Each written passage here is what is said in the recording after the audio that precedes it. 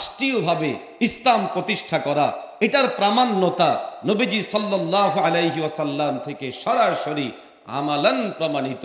আমাদের নবী একদিন দুদিন নয়, দীর্ঘ 10 বছর পর্যন্ত রাষ্ট্র পরিচালনা করেছে। মুমিন মুসলমান ভাইরা আমার, নবীজি মুহাম্মদুর রাসূলুল্লাহ সাল্লাল্লাহু আলাইহি ওয়াসাল্লামের রাষ্ট্র পরিচালনা ছিল পৃথিবীর মধ্যে সবচেয়ে সুন্দর।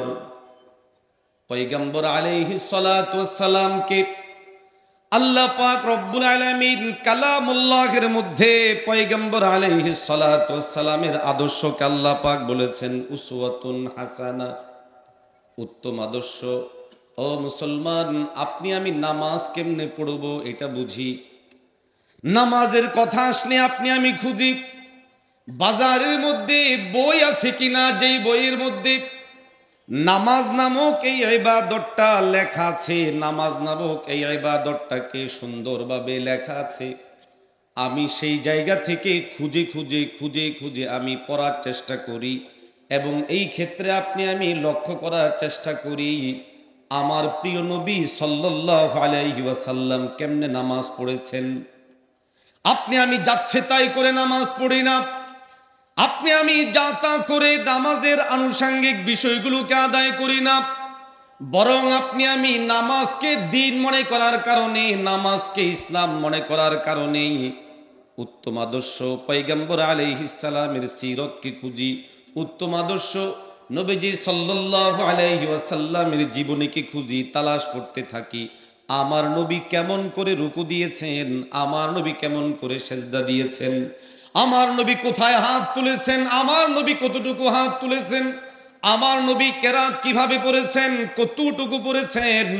আপনি আমি এইভাবে পার্ট টু পার্ট বুঝার চেষ্টা করি। কেন আপনি আমি এটাকে দ্বীন মনে করি, ইসলাম মনে করি।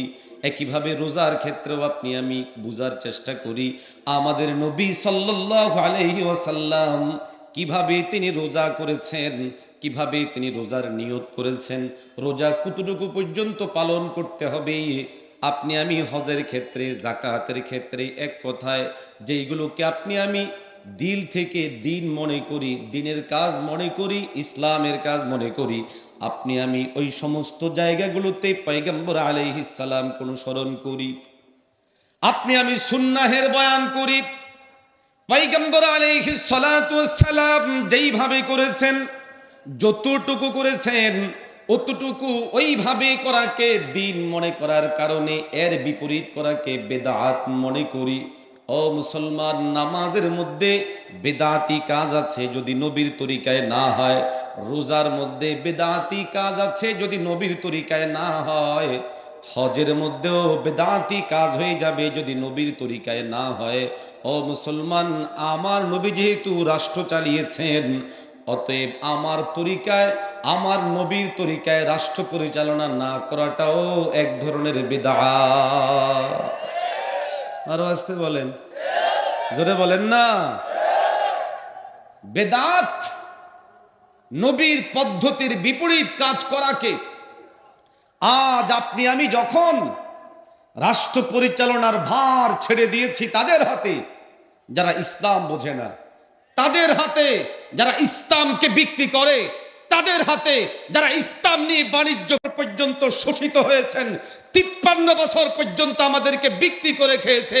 দীপ্ত শপথ গ্রহণ করেন 2024-এ আমার ভাইয়ের রক্ত, বোনের রক্ত, আমার পীরের ঘাম, আমার মুরিদ ভাইয়ের রক্তের বিনিময়ে যে স্বাধীনতা এসেছে, এই স্বাধীনতা দিয়ে আগামীর বাংলাদেশে কোনো ধাপ্পাবাজ, ধোঁকাবাজ, প্রতারককে আসতে দিব না।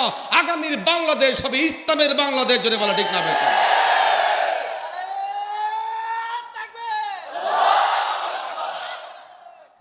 بعد فقد قال الله تبارك وتعالى أعوذ بالله من الشيطان الرجيم بسم الله الرحمن الرحيم إن الدين عند الله الإسلام. وقال رسول الله صلى الله عليه وسلم: عليكم بسنتي وسنة الخلفاء الراشدين، أو كما قال عليه الصلاة والسلام.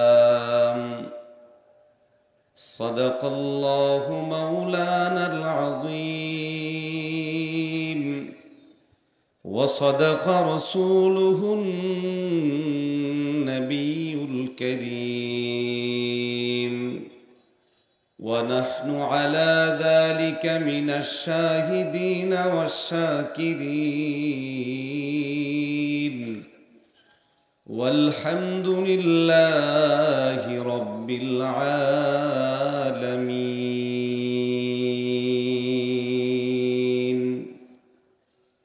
আলহামদুলিল্লাহ, রব্বি করিমের দরবারে লাখ কোটি শুকরিয়া আদায় করছি, যিনি আমাদেরকে চাঁদপুর জেলা মুজাহিদ কমিটির উদ্যোগে আয়োজিত 3 দিন ব্যাপী চরমনায় নমুনায় আয়োজিত এই মাহফিলের আজকের এই অধিবেশনে আমাদেরকে আসার বসার তৌফিক দান করেছেন। এজন্য আমরা মনপ্রাণ খুলে বলি আলহামদুলিল্লাহ। উপস্থিত অধ্যকারে মাহফিলের সম্মানিত প্রধান অতিথি, উপস্থিত শ্রদ্ধাভাজন সম্মানিত ওলামায়ে কারাম, আমার সামনে উপস্থিত সম্মানিত শ্রোতা মণ্ডলী, বিজ্ঞ ওলামায়ে কেরাম আপনাদের সামনে দীর্ঘ সময় থেকে আলোচনা করছেন, সামনে আরো অনেকেই করবেন। পীর সাহেব হুজুর দামাত বারাকাতুহুম এসেছেন, হুজুরও বয়ান করবেন। মাঝে কিছু সময় দেয়া হয়েছে আমাকে কিছু কথা বলার জন্য, আমিও নিয়ত করেছি বলবো। আপনারা শুনতে রাজি? কি নিয়ে বলবো? আলোচ্য বিষয় যদি নির্ধারণ থাকে, আলোচনা বুঝতেও সুবিধা, বুঝাতেও সুবিধা, এবং একটা মেসেজ নিয়ে বাসায় যাওয়া যায়। আমি সমকালীন একটি প্রয়োজনীয় জিনিস নিয়ে কথা বলতে চাই। সেটা হলো শরিয়া ইসলামিয়ার দৃষ্টিতে রাজনীতি চলবে ইনশাআল্লাহ। একটা সময় তো এমন ছিল, এবং লোকদের মাঝে এমন একটা জিনিস ঢুকিয়ে দেওয়া হয়েছে, রাজনীতি এটা একটা খারাপ জিনিস, রাজনীতি এটা মসজিদওয়ালাদের কাজ নয়, রাজনীতি মাদ্রাসাওয়ালাদের কাজ নয়, রাজনীতি এটা ভালো মানুষে করে না। এই ধরনের একটা চিন্তার জায়গা তৈরি করে এক ধরনের বাড়াবাড়িও আছে এ নিয়ে, আবার এক ধরনের ছাড়াছাড়ি আছে না নাই? রাজনীতি মানে কি? খুব সহজ ও স্বাভাবিকভাবে আমরা যেটা বুঝি, রাষ্ট্র পরিচালনায় যারা অংশগ্রহণ করবেন, তারা যেই কাজটা করে, তারা যেই কাজে যুক্ত হয়, সেই কাজটাকে রাজনীতি বলে। প্রশ্ন হলো, রাষ্ট্র পরিচালনা করা খারাপ কাজ? কথা বলতে হবে। রাষ্ট্র পরিচালনায় অংশগ্রহণ করা খারাপ কাজ?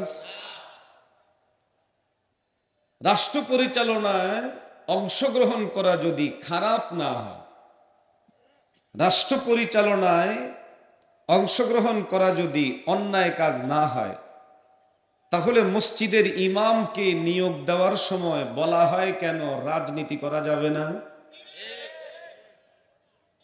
আলোচককে মাহফিলে আনার পর কাগজ ধরিয়ে দেওয়া হয় কেন এই কথা লিখে সব আলোচনা কইরেন হুজুর, তবে রাজনৈতিক আলাপ কইরেন না। খারাপ যদি নাই হবে তো দোকানের মধ্যে লেখা থাকে সব আলাপ করা যাবে, রাজনৈতিক আলাপ নিষেধ। আসলে জিনিসটা খারাপ ছিল না, খারাপ করা হয়েছে। খারাপ কিভাবে হয়েছে? খারাপ মানুষেরা বসার কারণে। অতএব সেই জায়গাটা আমরা পরিশুদ্ধ করে সেই জায়গায় ভালো মানুষ বসাতে চায়। যদি বসাতে হয় তাহলে বিষয়টা বুঝা লাগবে। সবচেয়ে জরুরি বিষয় হলো এই, আমি আমার সামনে রাষ্ট্র পরিচালনার মডেল, নমুনা, উপমা, উদাহরণ, আদর্শ কাকে নিব, কাকে স্থির করব, কাকে সামনে রেখে আমি করব, এ বিষয়ে যদি আপনার আমার সামনে ক্লিয়ার থাকে, পরিষ্কার থাকে, তো আমাদের মাধ্যমে, আমাদের দ্বারায় বাড়াবাড়িও হবে না, ছাড়াছাড়িও হবে না। আমাদের লোক সমাজে এ নিয়ে বাড়াবাড়িও আছে, ছাড়াছাড়িও আছে। ছাড়াছাড়ির বিষয় তো আমরা সবাই জানি যে লোকদের মাঝে এটা একটা ব্যাপকভাবে ছড়িয়ে গেছে এই জিনিস, যে রাষ্ট্র পরিচালনা করা এটা হুজুরদের কাজ নয়। রাজনীতির মধ্যে ধর্মকে টেনে আনা এটা উচিত নয়। ধর্মীয় ব্যক্তিত্বদের রাজনীতির ময়দানে আসা উচিত না। যারা ধর্মীয় কাজ করবেন, মসজিদে করবেন, মাদ্রাসায় করবেন, ব্যক্তিগত জীবনে করবেন, এর বাহিরে তারা ধর্মীয় কাজকে রাষ্ট্রের যে গণ্ডি সেখানে আনবেন না, সেখানে করবেন না। এই জন্য কোনো ইমাম যদি মেম্বার হিসাবে সমাজের মধ্যে নেতৃত্ব দিতে চায়, তো মেম্বারের চাকুরি থাকে না, চেয়ারম্যানের চাকুরি থাকে না। এমপি যদি কোনো আলেমে দিন হতে চায়, তখন ওই আলেমে দিনকে টিটকারি করে, আছে না নাই? এটা তো হলো এক ধরনের বাড়াবাড়ি যেটা সীমালঙ্ঘনমূলক। আরেক ধরনের বাড়াবাড়িও আছে যেটা সীমালঙ্ঘনমূলক না, তবে চিন্তাটা ভ্রান্ত, ভুল। আমাদের লোকসমাজে ব্যাপকভাবে প্রতিষ্ঠিত কথা হলো হুজুরদের কাজ মসজিদ চালানো, রাষ্ট্র চালানো না। এই জন্য তিনি হুজুরদের প্রতি বিদ্বেষীও না, অপছন্দও করেন না, মহব্বত করেন, দিল থেকে মহব্বত করেন। পারলে কলিজা কেটে খাওয়ান, বাজার থেকে বড় বড় বাজার করে এনেও খাওয়ান, হাদিয়াও দেন, সব দেন। কিন্তু রাষ্ট্র পরিচালনার জন্য যখন লোক নির্ধারণ করা হয়, তখন তিনি নেতৃত্বের জায়গায় একজন পীরে চরমনাইকে বসানোর প্রয়োজন অনুভব করেন না। একজন শাইখুল হাদিসকে নির্বাচিত করতে তিনি সেখানে পছন্দ করেন না। একজন মুহাদ্দিসকে তার সমাজের নেতৃত্বে বসাতে তিনি উপযুক্ত মনে করেন না। তিনি মনে করেন এই কাজটা হুজুরের না, এ কাজ করবে অমুক, এ কাজ করবে তমুক। এই অমুক তমুকের মধ্যে অনেক লো লেভেলের মানুষ পর্যন্ত থাকে যাদের পড়াশোনাও নাই, যোগ্যতাও নাই। কেউ কেউ তো এমন থাকে যারা খুনি হয়, সন্ত্রাসী হয়, চোর হয়, বাটপার হয়, কিন্তু তাদের নেতৃত্ব মেনে নেয়, কোনো আলেমের নেতৃত্ব মেনে নিতে রাজি হয় না। প্রথম শ্রেণীর বাড়াবাড়িরা হলো বিদ্বেষী, দ্বিতীয় শ্রেণীর বাড়াবাড়ি করনেওয়ালারা হলো অবুঝ। যারা মনে করে ধর্মীয় রাজনীতি নাই, ধর্মের নামে রাজনীতি চলবে না, ধর্মীয় রাজনীতি নিষেধ, এরা হলো বিদ্বেষী। এরা ছাড়াছাড়ি করার ক্ষেত্রে চরম পর্যায়ের বিদ্বেষের পরিচয় দেয়। আরেক শ্রেণী যেটা আলেমদেরকে মহব্বত করে, এরা যদিও বিদ্বেষী নয়, কিন্তু অবুঝ হওয়ার কারণে আসলে রাজনীতি কি, কেন রাজনীতি করতে হয়, আলেমরা কেন রাজনীতি করেন, এই বুঝ না থাকার কারণে তিনি তার নেতা নির্বাচন করেন এমন কাউকে যার মধ্যে দ্বীন নাই, যার মধ্যে শরিয়া নাই, যার মধ্যে ইসলাম নাই। আওয়াজ দিয়ে বলেন ঠিক না বেঠিক? তাহলে এই গেল ছাড়াছাড়ির উদাহরণ। আবার আমাদের মধ্যে কিছু বাড়াবাড়িও আছে। আমাদের কিছু ভাইয়েরা রাষ্ট্রীয়ভাবে ইসলাম প্রতিষ্ঠাকেই একমাত্র দিন মনে করেন। তাদের বক্তব্যের ধরন হলো এই, হুজুররা মাদ্রাসায় বসে থাকে, দিনের কাজ করে না, পীররা খানকায় বসে থাকে, দিনের কাজ করে না, বক্তারা মাহফিলের মধ্যে ওয়াজ করে, দিন কায়েমের কথা বলে না। এরকম বলনেওয়ালা লোক আমাদের মধ্যে আছে না নাই? আমি কোন একজন আলোচকের দীর্ঘ 1 ঘন্টার বক্তব্য সরাসরিও শুনেছি, ইউটিউবেও শুনেছি। তিনি নিজে বলছেন, আয়াতে কারিমাও ওইটাই তেলাওয়াত করছেন, ইন্নাদ-দীনা ইনদাল্লাহিল ইসলাম। আল্লাহর কাছে মনোনীত পছন্দনীয় একমাত্র কেবলমাত্র শুধুমাত্র যেই ধর্ম, যেই দিন, সেটার নাম। তো নিজেই ব্যাখ্যা করছেন দিন মানে ইসলাম। তো দিন মানে যদি ইসলাম হয়, নামাজ পড়াটা, নামাজ পড়ানোটা ইসলামের ভিতরে না বাহিরে? মাদ্রাসায় পড়ানো, মাদ্রাসায় পড়া ইসলামের ভিতরে না বাহিরে? পীর সাহেব তার মুরিদদেরকে বায়াত করান, মুরিদদেরকে বায়াত করানো, সবক দেওয়া, পীর সাহেব তার মুরিদদেরকে ইসলাহি বিভিন্ন কার্যক্রম পরিচালনা করা, এ সমস্ত বিষয়গুলো ইসলামের কাজ না ভিন্ন কাজ?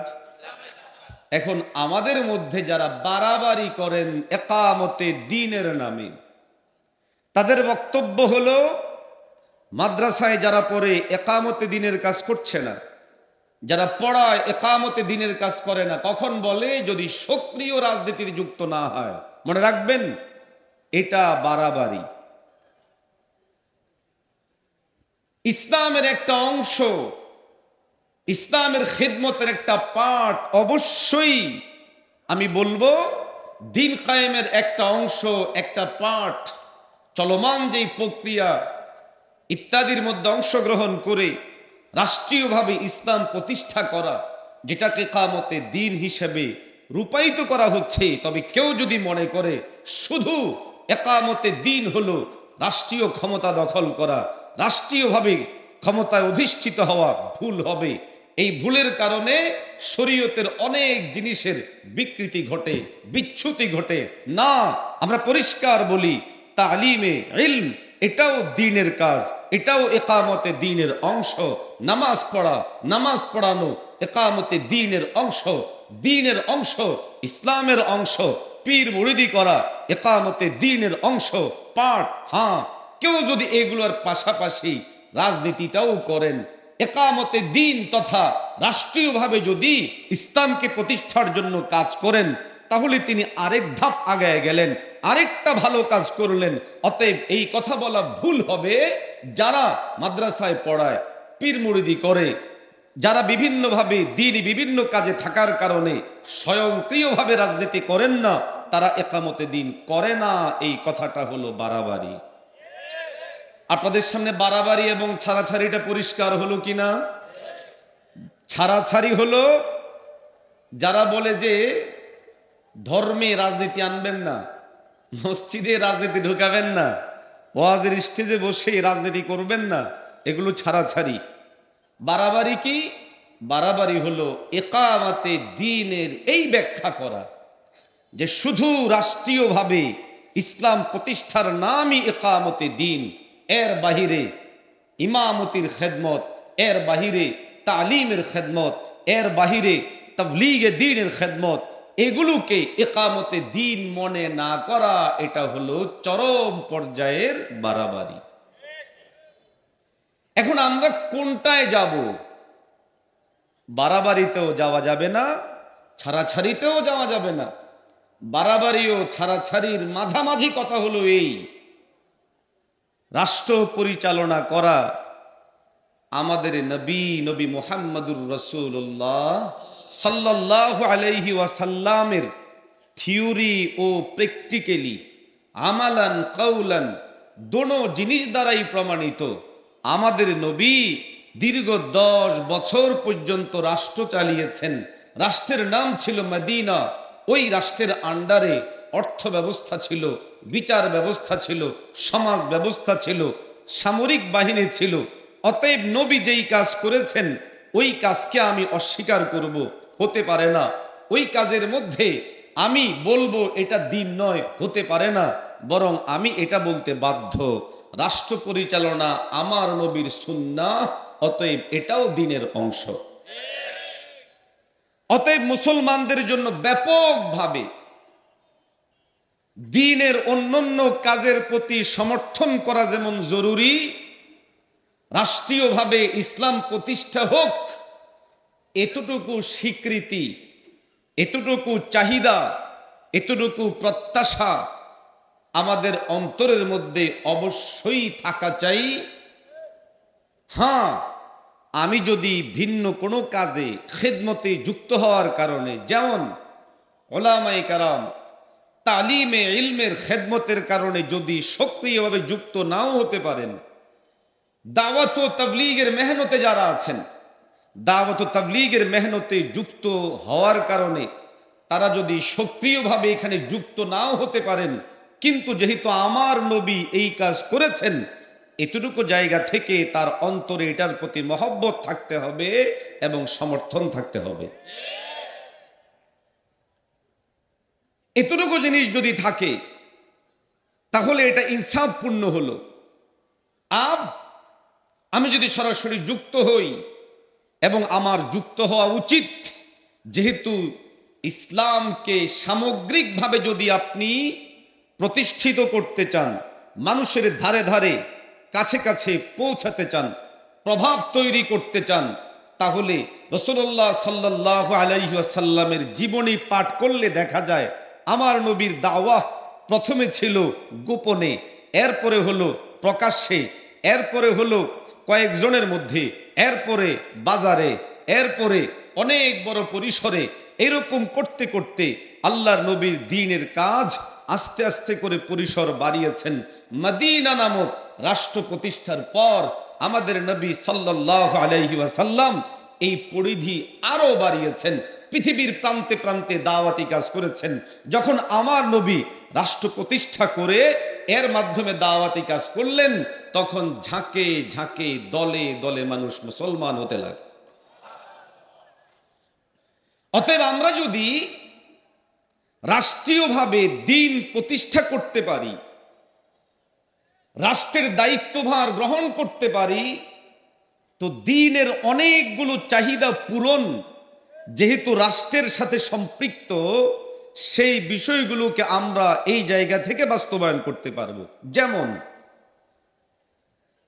সারা বাংলাদেশের মানুষ, ন্যূনতম যাদের মধ্যে বিবেকবোধ আছে, আল্লাহর ভয় আছে, তারা কেউ মদ এটা চলুক চাইতে পারে? আর আসতে বলেন। বরং সবাই প্রত্যাশা করে মদ নিষিদ্ধ হোক। আওয়াজ দিয়ে বলেন ঠিক কিনা? কিন্তু মদ নিষিদ্ধ করতে হলে আপনাকে মদ নিষিদ্ধতার সেই সুপ্রিম পাওয়ারে যেতে হবে। না যাওয়ার আগ পর্যন্ত লাখো মানুষ তৈরি করতে পারবেন, লাখে মানুষ নিয়ে রাস্তায় নামা যাবে, কিন্তু সেটা ফলপ্রসূ হবে না। কিন্তু একজন যদি তৈরি করা যায়, যিনি রাষ্ট্রের চূড়ান্ত পাওয়ারে বসবেন আর লিখে দিবেন আগামী দিন থেকে বাংলাদেশে মদ উৎপাদন হবে না, কোনো বাবার বেটার ক্ষমতা নাই আগামী দিন বাংলাদেশের কোথাও এই মদকে উৎপাদন করা, জুড়ে বলে ঠিক না বেটি? আপনার হৃদয়ে খুব মনে চায় আমি ফিলিস্তিনি মুসলমানদের পক্ষে দাঁড়াবো, মনে চাই কি চায় না? কিন্তু সেই মনে চাওয়া বাস্তবায়িত হচ্ছে? হবে কোনোদিন সম্ভাবনা আছে না? কিন্তু কখন হবে? যদি রাষ্ট্রপতির চেয়ারে আপনি আমি পীরে চরমনাইকে বসায় দিতে পারি, মারদে মুজাহিদ যদি কোনো ইচ্ছা পোষণ করেন যে আমি আমার মজলুম ফিলিস্তিনিদের পক্ষে দাঁড়াবো, তাহলে সেই জায়গা থেকে উনি যতটা সহজে পারবেন, সারা বাংলাদেশের মানুষ মিলেও ওই পরিমাণ সহজে পারবেন না। জোরে বলে ঠিক না বেঠিক? ব্যাপারটা বোঝানোর জন্য আমি আরেকটু সহজে সমকালীন ছোট্ট একটা উদাহরণ দিই। বাংলাদেশ থেকে ফ্যাসিস্ট চলে গেছে, এটা আমরা সবাই বলি, সবাই মনে করি। তবে ফ্যাসিস্টের মধ্যে যিনি সবচেয়ে বেশি ক্ষমতাধর ছিলেন রাষ্ট্রীয় আইন কানুন অনুযায়ী, তিনি এখনো আছেন না নাই?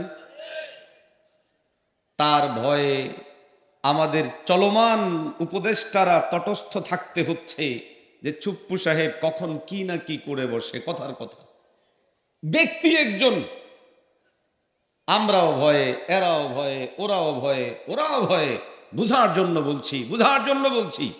দিনের কিছু চাহিদা, দিলের কিছু চাহিদা, দিনের চাহিদা, দিলের চাহিদা, এগুলো পূরণের জন্য কখনো কখনো চেয়ারটাকে নিজের করে নিতে হয়, চেয়ারের মধ্যে নিজের লোক রাখতে হয়। আওয়াজ দিয়ে বলেন ঠিক না ঠিক?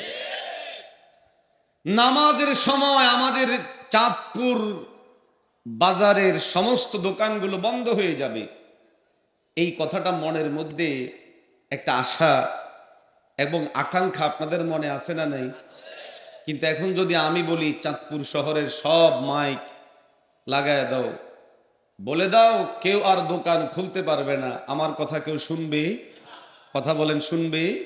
কিন্তু আমি যদি রাষ্ট্রের চেয়ারে বসে প্রধানমন্ত্রী হই, আমি যদি রাষ্ট্রপতি হই, আর আমি যদি ছোট্ট করে লিখে দেই নামাজের সময়ে মুসলমানরা ব্যবসা পরিচালনা করবে না, আল্লাহর বিধান পালন করার জন্য তারা মসজিদে চলে যাবে, এতটুকু লিখে দিলেই যথেষ্ট হবে কি হবে না? খুব সহজে বুঝুন। দিনের প্রয়োজনে, দিনই তাকাজা পূরণের জন্য রাষ্ট্রের চূড়ান্ত জায়গায় দিনদারদের, রাষ্ট্রের চূড়ান্ত জায়গায় ইমামদের, আলেমদের, মুফতিদের, মুহাদ্দিসদের যাওয়া উচিত। কেন? এজন্য যে রাষ্ট্রীয়ভাবে যদি আপনি দিনের কোনো চাহিদা পূরণ করতে চান, ওই জায়গায় যাওয়া ছাড়া এর কোনো বিকল্প নাই। বরং আমার আল্লাহ যেই আয়াতে কারিমায় আপনার আমাকে শ্রেষ্ঠত্বতার কথা বলেছেন, কুনতুম খায়রা উম্মাতিন উখরিজাত লিন্নাস তা'মুরুনা বিল মারুফ ওয়া তানহাউনা আনিল মুনকার, রব বলেছেন যে আমাদের শ্রেষ্ঠত্বতা, এই শ্রেষ্ঠত্বতার ক্ষেত্রে দুটো জিনিসকে কেন্দ্র করে বলেছেন। এক, আমর বিল মারুফ, দুই, নাহি আনিল মুনকার। ওলামারা আছেন, আরো ওলামারাও শুনবেন। আমর বলা হয় বড় মানুষ যেই জিনিসের অর্ডার করে, বড় চেয়ারে বসা মানুষ যেই জিনিস অর্ডার করে, ক্ষমতাধর তিনি তার অধীনতদেরকে যেটা অর্ডার করেন, এটাকে আমর বলে। আমার আল্লাহ আমরের কথা বলেছেন, আমার আল্লাহ নাহির কথা বলেছেন। আমর এবং নাহি এটা করার জন্য ব্যক্তি যেই কোনো দিক থেকে তিনি উঁচুতে থাকতে হয়, যেই কোনো দিক থেকে তিনি উচ্চ পদস্থ হতে হয়। নিচের মানুষ, নিম্নগামী মানুষ অথবা অধীনত মানুষ কখনো আদেশ করতে পারে না, এটা আবদার হয়, আহ্বান হয়। আল্লাহ বলেছেন কুনতুম খায়রা উম্মাহ, তোমাদের শ্রেষ্ঠত্বতার যেই ভিত্তি, সেই ক্ষেত্রে তোমাদের করণীয় হলো তা'মুরুনা বিল মারুফ ওয়া তানহাউনা আনিল মুনকার, তোমরা আমর বিল মারুফ করবে, নাহি আনিল মুনকার করবে। আমর বিল মারুফ, নাহি আনিল মুনকার কখন হবে?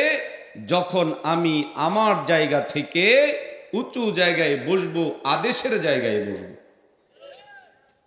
জিনিসটা বোঝার জন্য ছোট্ট একটা উদাহরণ ধরুন।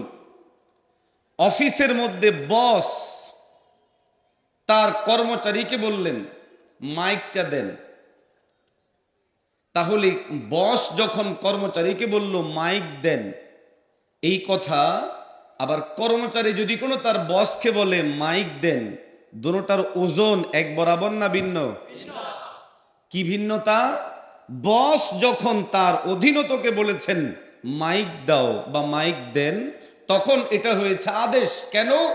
তিনি বস, বসের চেয়ারে আছেন। আর যখন অধীনত ব্যক্তি বলেছেন মাইক দাও, তখন হয়েছে আহ্বান, আবেদন, নিবেদন, আমাকে মাইক দেন। আমার রব আমাদেরকে বলছেন তোমাদের শ্রেষ্ঠত্বতা আমরে, তোমাদের শ্রেষ্ঠত্বতা নাহিতে। আল আমিরুনা বিল মারুফ ওয়ান নাহুনা আনিল মুনকার। আরেক আয়াতের মধ্যে আমাদের গুণ উল্লেখ করেছেন, আমের হও, নাহি হও। মানে হলো এই, মদ যদি কোনো কোথাও চলে, মদকে তুমি বলে দাও মদ আগামী দিন সকাল থেকে চলবে না। আরো আসতে বলেন। আপনারা কেউ যদি পুলিশ প্রধান হন,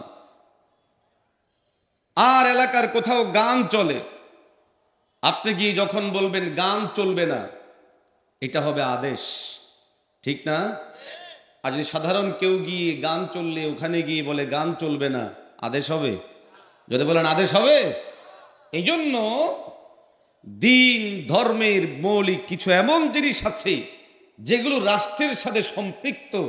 আপনি আমি যদি সেগুলোর সুফল পেতে চাই, সেগুলোকে বাস্তবায়ন করতে চাই, তাহলে রাষ্ট্রীয় জায়গায় যেতে হবে। তবে আবারও বলি, ভুল ব্যাখ্যা যেন না হয়, রাষ্ট্রীয় ক্ষমতায় যাওয়াই একমাত্র দিন, রাষ্ট্রীয় ক্ষমতায় যাওয়ার নামই একমাত্র একামতে দিন।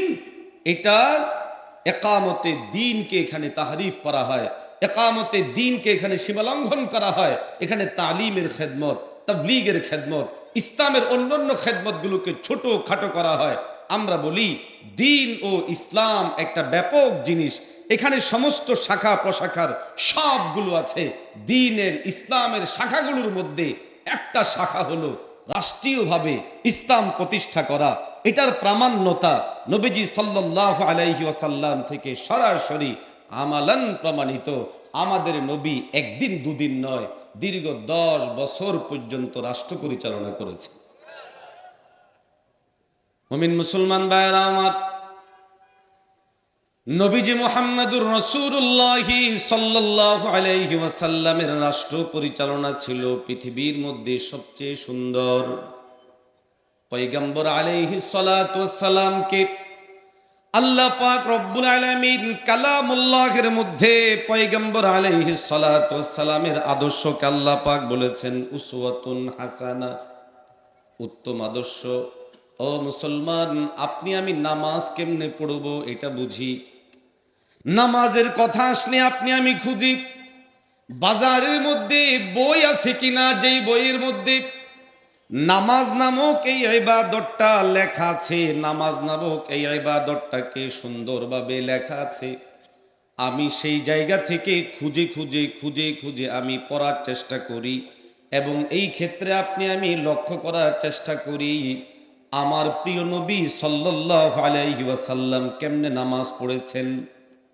আপনি আমি যাচ্ছে তাই করে নামাজ পড়ি না, আপনি আমি যা তা করে নামাজের আনুষঙ্গিক বিষয়গুলোকে আদায় করি না, বরং আপনি আমি নামাজকে দিন মনে করার কারণে, নামাজকে ইসলাম মনে করার কারণে উত্তম আদর্শ পয়গম্বর আলাইহিস সালামের সিরতকে খুঁজি, উত্তম আদর্শ নবীজি সাল্লাল্লাহু আলাইহি ওয়াসাল্লামের জীবনীকে খুঁজি, তালাশ করতে থাকি।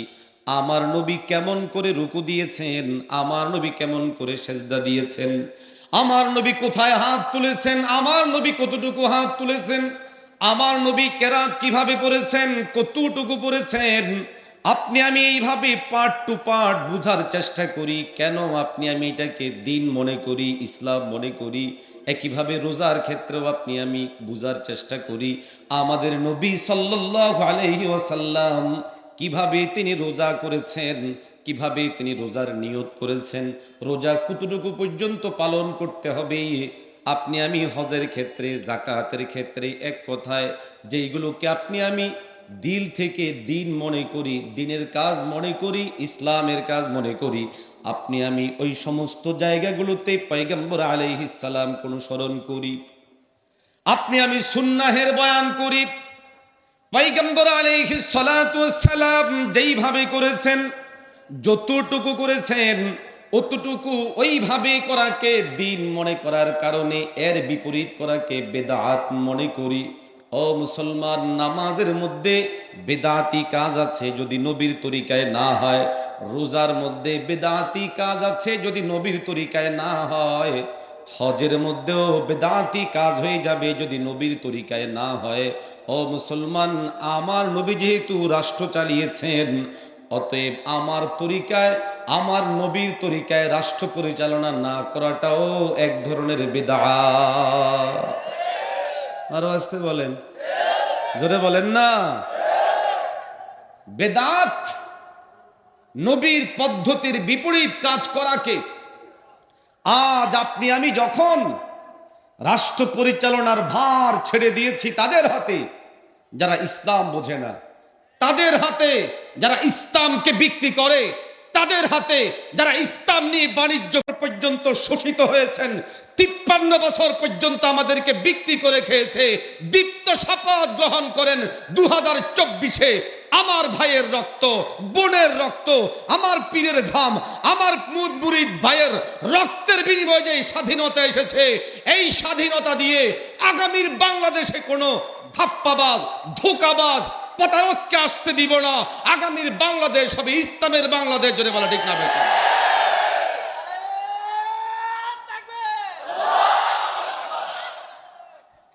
মুহতারাম হাজিরিন, আমাদের সামনে বিষয়গুলো পরিষ্কার হওয়া জরুরি। আমরা আমাদের নিজেদেরকে অরাজনৈতিক পরিচয় দেওয়া, রাষ্ট্রীয় ব্যবস্থাপনা খারাপ হওয়ার কারণে এটাও একটা দায়িত্বের মতো হয়ে গেছে। আওয়াজ দিয়ে বলেন ঠিক না বেটা? হুজুরের জায়গা থেকে অরাজনৈতিক পরিচয় দিয়ে আমাকে পরিশুদ্ধ করতে হয়। দেখেন, আমি কোনো রাজনৈতিক মানুষ না। এই পরিচয় দিয়ে আমার ব্যক্তিকে, আমার প্রতিষ্ঠানকে, আমার সংঘকে, আমার সংগঠনকে হেফাজত করতে হয়। কাদের হাত থেকে? যারা আমার প্রতিষ্ঠানের সভাপতি, যারা আমার প্রতিষ্ঠানের সেক্রেটারি। আমি পরিষ্কার ভাষায় বলতে চাই, ইমাম সাহেব 2024-এর পর আসুন আমরা বুকের মধ্যে একটু শক্তি সঞ্চয় করি। যদি রাষ্ট্র পরিচালনা নবীর সুন্নাহ বুঝে থাকেন, দ্বীনের কাজ বুঝে থাকেন, এটাও বাদ দিলাম যদি সুন্নাহ কিনা দ্বীনের কাজ কিনা এই বিতর্কে না এসে শুধু এতটুকু যদি হয়, রাষ্ট্র পরিচালনায় অংশগ্রহণ তথা রাজনীতি করা এটা আমার সাংবিধানিক অধিকার, এটা আমার রাষ্ট্রীয় অধিকার। যদি মসজিদ সভাপতি রাজনীতি করতে পারেন, তাহলে মসজিদের ইমাম তিনিও রাজনীতি করতে পারবেন। এটা কেমন অযৌক্তিক এবং বৈষম্যমূলক কথা হলো? যিনি মসজিদ সভাপতি হবেন তিনি রাজনৈতিক বলয়ের কারণে হচ্ছেন, যিনি সেক্রেটারি হচ্ছেন তিনিও রাজনৈতিক বলয়ের কারণে হচ্ছেন। আর এর বিপরীতে মসজিদের ইমাম রাজনৈতিক হতে পারবে না, মসজিদের খতিব রাজনৈতিক হতে পারবে না। বৈষম্য মুক্ত বাংলাদেশে আগামীতে এটা আর চলতে দেওয়া হবে না। আমরা আদর্শিকভাবে পয়গম্বর আলাইহিস সালামকে সামনে রেখে রাষ্ট্র পরিচালনা করতে চাই। রাজি আছি? যদি বলেন রাজি আছেন? মুমিন মুসলমান ভাইরা আমার, পয়গম্বর আলাইহিস সালাতু ওয়াস সালামের আদর্শ জীবনীকে সামনে রেখে রাষ্ট্র পরিচালনা করলে ফলাফল কি হবে?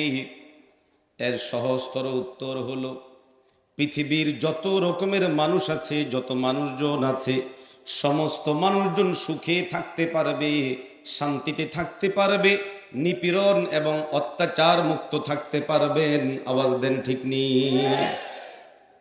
আমি ছোট্ট একটা উদাহরণ দিব বুঝার জন্য। আজকে যারা ইসলামী রাজনীতির বিরুদ্ধে বলেন, ধর্মীয় দলগুলো ক্ষমতায় আসুক এটা চান না, তারা লোকদের মাঝে একটা জিনিসকে বারবার ছড়াইতেছে। বিশেষ করে এক শ্রেণীর মানুষেরা হিন্দু ভাইদেরকে, বৌদ্ধ ভাইদেরকে, খ্রিস্টান ভাইদেরকে বারবার বুঝাইতেছে এই কথা, দেখো যদি কোনো ধর্মীয় কোনো দল ক্ষমতার মধ্যে এসে যায়, ইসলামী আন্দোলন যদি ক্ষমতার মধ্যে এসে যায়, তাহলে তোমরা হিন্দু বৌদ্ধরা এই দেশে থাকতে পারবা না। আমরা পরিষ্কার ভাষায় বলি, এই ধরনের কথাগুলো ধোঁকাবাজি কথা, প্রতারণামূলক কথা। যারা এইগুলো বলে তারা পরিষ্কার এক একটা বড় ধোঁকাবাজ। আমাদের জন্য রাষ্ট্র পরিচালনার সবচেয়ে বড় রোল মডেল হলেন পয়গম্বর আলাইহিস সালাতু ওয়াস সালাম। নবীজি মুহাম্মদুর রাসূলুল্লাহ সাল্লাল্লাহু আলাইহি ওয়াসাল্লাম রাষ্ট্র পরিচালনা করেছেন যেই রাষ্ট্রকে বেস করে, ভিত্তি করে, সেটা হলো মদিনা। ও মুসলমান, ইতিহাস পড়ে দেখুন, পয়গম্বর আলাইহিস সালাতু ওয়াস সালাম যখন মদিনার রাষ্ট্রের দায়িত্বভার গ্রহণ করেন, সেখানে ইহুদি ছিল, নাসারা ছিল, অগ্নি পূজক ছিল, মূর্তি পূজক ছিল। আমাদের নবীজি মুহাম্মদুর রাসূলুল্লাহ সাল্লাল্লাহু আলাইহি ওয়াসাল্লাম তাদের কাউকে একটা ফুলের টোকা পর্যন্ত দেন নাই। পয়গম্বর আলাইহিস সালাতু ওয়াস সালাম আমাদের জন্য বিধর্মীদের ব্যাপারে যে তালিম দিয়ে গেছেন, একেবারে মক্কি জীবন থেকে শুরু করে পয়গম্বর আলাইহিস সালামের মাদানী জীবন এবং জীবনের শেষ মুহূর্ত পর্যন্ত স্বাভাবিক এবং স্বাভাবিক অবস্থার মধ্যে বিধর্মীদের সাথে আমাদের নির্দেশনা পয়গম্বরের পক্ষ থেকে মৌলিকভাবে দুইটা। এক নাম্বার হলো দোয়া ইনদাল্লাহ, আল্লাহ পাকের কাছে দোয়া করো তোমার ওই বিধর্মী ভাইটার জন্য। দ্বিতীয় নাম্বার দায়িত্ব হলো দাওয়া। তোমার ওই বিধর্মী ভাইকে তুমি তোমার মন খুলে, হৃদয় খুলে বুঝাও, তাকে আল্লাহ পাককে চিনাও, আল্লাহ পাকের গুরুত্ব বুঝাও। ও মুসলমান, আল্লাহর হাবিব সাল্লাল্লাহু আলাইহি ওয়াসাল্লাম তো সেই নবী যিনি বিধর্মীদের ব্যাপারে নিজের দুই চোখ দিয়ে অজর ধারায় পানি ছেড়ে ছেড়ে কান্নাকাটি করতে আমাদেরকে শিখিয়েছেন। পয়গম্বর আলাইহিস সালাতু ওয়াস সালাম তো সেই মহামানব, সেই মহান রাষ্ট্রনায়ক যিনি রাতের গভীরে আল্লাহ পাকের কাছে দুই হাত তুলে তুলে বলতেন, আল্লাহুম্মা হদি কওমি ফাইন্নাহুম লা ইয়ালামুন। পয়গম্বর আলাইহিস সালাতু ওয়াস সালাম তো সেই মহান মানুষ, সেই মহানুভব ব্যক্তিত্ব যিনি নিজে দুই চোখের পানি ছেড়ে দিয়ে তাদের জন্য কান্নাকাটি করেছেন। আমাদের নবী আমাদেরকে প্র্যাকটিক্যালি আমালান শিখিয়েছেন। দাওয়াতের কাজ করতে গিয়ে আঘাতপ্রাপ্ত হয়েছেন, নবীর উপর থুতু নিক্ষেপ করা হয়েছে, বালু ছুড়ে দেওয়া হয়েছে, পাথর নিক্ষেপ করা হয়েছে। ছোট্ট ছোট্ট ছেলেপেলেরা আমার নবী কলিজার টুকরা নবীকে আঘাত করেছে, কিন্তু আমার নবী সাল্লাল্লাহু আলাইহি ওয়াসাল্লাম স্বাভাবিক অবস্থায় কখনো এই জিনিসগুলোর প্রতিবাদ করেননি, পাল্টা আঘাত করেননি। হ্যাঁ, যুদ্ধের পরিবেশ ভিন্ন, যুদ্ধের ময়দান ভিন্ন, যুদ্ধের অবস্থা ভিন্ন। অমুমিন, এরপরও যদি আপনি খোঁজ নেন তাহলে দেখবেন নবীজি যুদ্ধের ময়দানে যারা যোদ্ধারা যেতেন তাদেরকেও বলতেন, দেখো যুদ্ধের ময়দানে যাচ্ছ, যারা তোমাদের মোকাবেলায় আসবে তাদের সাথেই লড়াই করবে, এর বিপরীতে যারা মোকাবেলায় আসবে না তারা নিরাপদ, শিশুরা নিরাপদ, নারীরা নিরাপদ। ও মুসলমান, এমন ধর্ম, এমন চিন্তা যেই মহান নেতা আমাদের মহামানব নবী মুহাম্মদুর রাসূলুল্লাহ সাল্লাল্লাহু আলাইহি ওয়াসাল্লাম লালন করতেন, লালন করেন, তার অনুসারী হয়ে আমরা কখনোই সীমা লঙ্ঘন করতে পারি না, সম্ভব নয়। ইসলামী রাষ্ট্র প্রতিষ্ঠা হলে আমি পরিষ্কার বলি, আমাদের দেশের হিন্দু ভাইয়েরা নিরাপদ থাকবে, বৌদ্ধরা নিরাপদ থাকবে। হ্যাঁ, এটাই বাস্তবতা, এটাই পৃথিবীর ইতিহাস। আজ আফগানিস্তানের দিকে তাকান, ওখানে তো আলেমরাই ক্ষমতা চালাচ্ছে, ইসলামী শাসন প্রতিষ্ঠিত হচ্ছে। কই হিন্দুকে মেরে ফেলা হচ্ছে, বৌদ্ধকে মেরে ফেলা হচ্ছে, এমন ঘটনা কেউ দেখাতে পারবে না। যারা এই ধরনের ভয় দেখায় ওরা মূলত নিজেদের ধান্দা পাকাপুক্ত করার জন্যই দেখায়। খুব সহজ করে বললে, বিগত 53 বছর জুড়ে বাংলাদেশকে যারা চালাচ্ছে ফলাফল কি? ভালো? আরো আসতে বলেন। ভালো হওয়ার সম্ভাবনা আছে? জোরে বলেন না। বরং মানুষ তো বলা বলি করছে এইভাবে, আগের ওরাও খেয়েছে, আগামীর তারাও খাবে। হ্যাঁ, যদি কেউ ইসলামকে ধারণ করে আসে তাহলে সে কোনোদিন খাবে না। আওয়াজ দিয়ে বলে ঠিক না বেঠিক? ছোট্ট একটা ঘটনা বলে শেষ করব, সময় আছে না? হুজুর আসছে, ছোট্ট একটা ঘটনা বলে আমি শেষ করে দিব।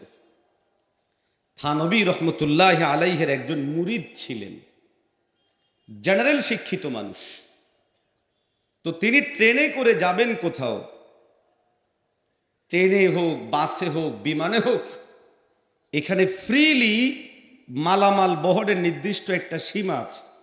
আপনি 5 কেজি, 6 কেজি, 9 কেজি এতটুকু আপনি ফ্রি নিতে পারবেন, কিন্তু এর চেয়ে যদি বেশি নেন তাহলে অবশ্যই টাকা দিতে হবে।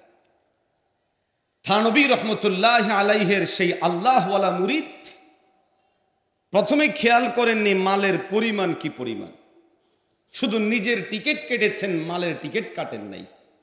ট্রেনে উঠে গেছেন, উঠার পর ওনার মনে হলো যে পরিমাণ মাল আমি নিয়েছি এর টিকিট কাটা দরকার ছিল। তো দরকার ছিল ছিল, তিনি বসে থাকতে পারতেন, কিন্তু না, তাকওয়া, খোদাভীতি, ঈমান, দ্বীনের বুঝ ওনাকে অস্থির করে ফেলল। তিনি টিটির কাছে ছুটে গেলেন, ও টিটি ভাই, আমি তো টিকিট কাটি নাই, আমি মাল নিয়ে উঠে গেছি, এখন কি করব? তো টিটি পায়ের তলা থেকে নিয়ে মাথা পর্যন্ত তাকাইতেছে, এটা কোন লোক?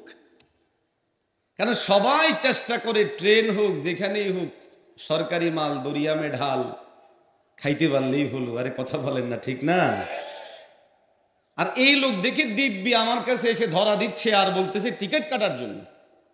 টিটি বলে আচ্ছা যান, আপনাকে মাফ করে দিলাম, যথেষ্ট না?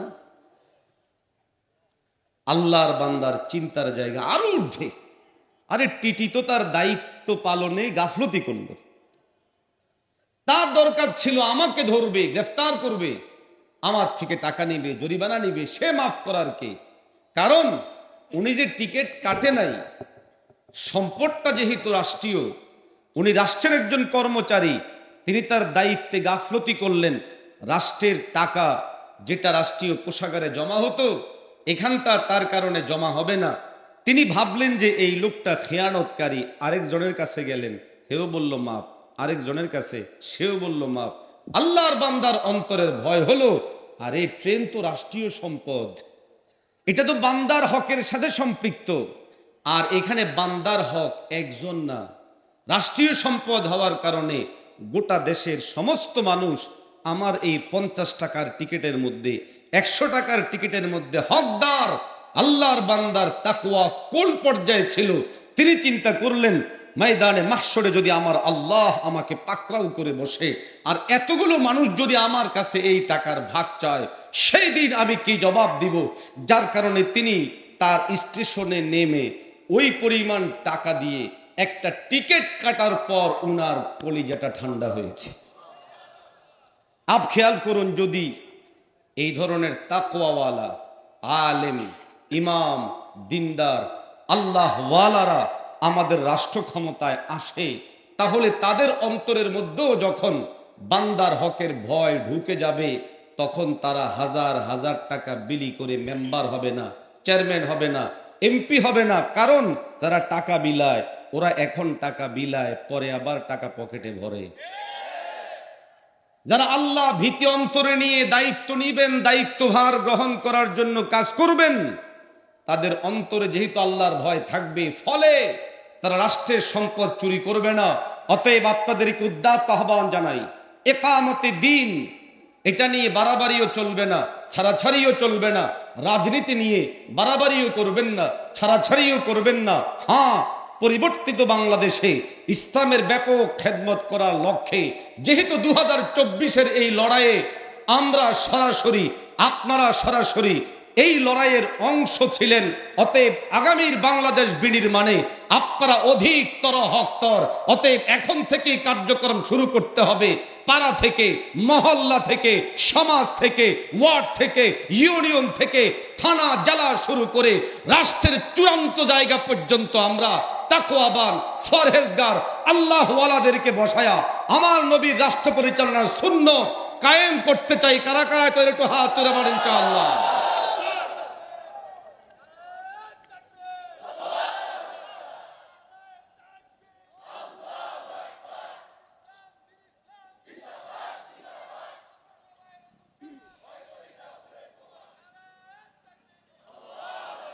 আল্লাহ আমাদের সবাইকে তৌফিক দান করেন।